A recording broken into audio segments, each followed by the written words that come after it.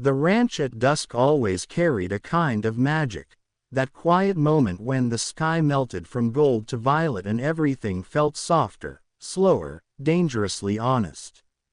Elena had stayed late again, brushing down one of the older mares who only trusted her hands. She told herself she stayed because of the horses, but she knew that wasn't the whole truth.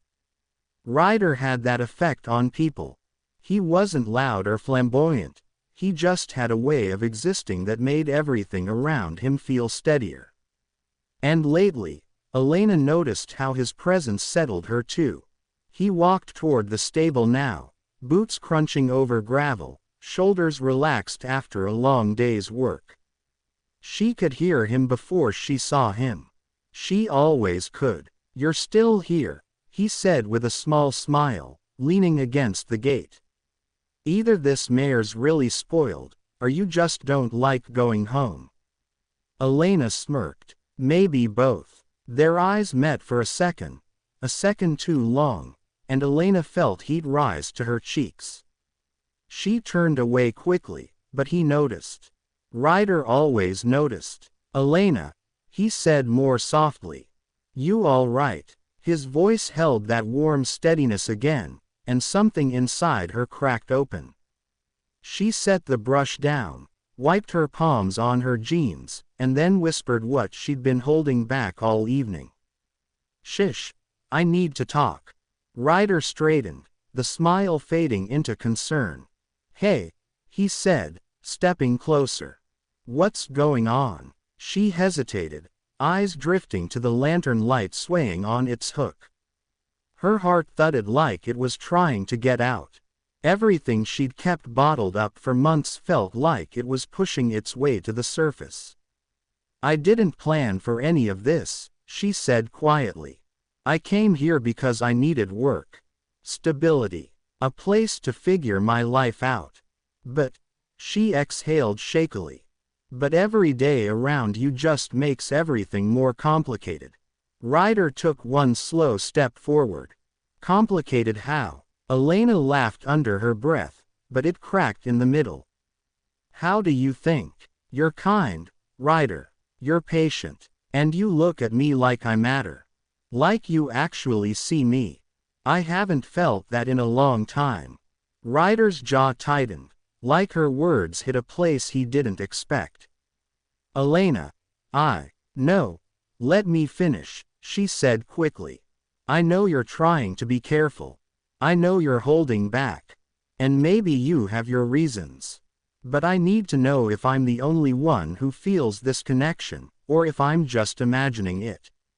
The silence that followed was heavy enough to bend the air around them. Ryder stepped even closer until he was just a breath away.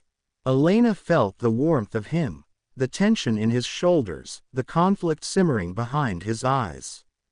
"You're not imagining it," he said at last. "I feel it too, every damn day." Her breath caught. "But I'm scared of what it could turn into," he admitted. "And I don't want to ruin something good by rushing into something we might regret." Elena nodded slowly, even though her chest ached. "I just needed to know the truth."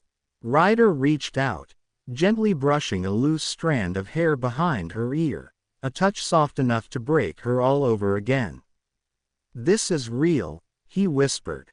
"But real doesn't always mean simple." Ryder stepped aside to let Elena in, but everything about him felt wrong. His posture was stiff, shoulders tense, like he was bracing for something. The house was quiet except for the faint ticking of a clock on the wall, a sound she'd never noticed before, even though she'd been here so many times. And then she saw her. The woman stood near the window, hands clasped together, eyes steady but filled with something Elena couldn't name at first. Hurt, hope, regret, it was all there, mixed into one expression that made Elena's stomach twist. Ryder cleared his throat. "This is Mara." Elena blinked, her mind scrambling to make sense of the moment. He didn't have visitors. He didn't have surprises. Ryder lived in a world of predictable routines, sunrise feedings, late-night repairs, long days in the field. Nothing about him ever hinted at a secret. Certainly not a wife. Mara stepped forward, her voice calm but carrying years of quiet struggles. "I'm sorry to meet you like this," she said. "Truly." Elena swallowed hard, trying to find her voice. I didn't know." "I know," Mara whispered. "He told me." Ryder winced, dragging a hand through his hair as he paced a few steps away. "We were separated," he said, his voice low. "For almost a year. Things got bad. I didn't think she'd come back." Mara looked down, as though the floor could absorb her pain. "We didn't end things neatly. We didn't end things at all. We just broke in different places and walked away in silence." Elena's heart thudded painfully. Every word made the night before feel heavier, sharper, almost unreal. "So I'm what?" she said quietly. "Someone you let get close because you thought your past was done." Ryder flinched. "Elena, it wasn't like that. You are someone who mattered. I never planned for things to go this far. I didn't know how to deal with everything at once."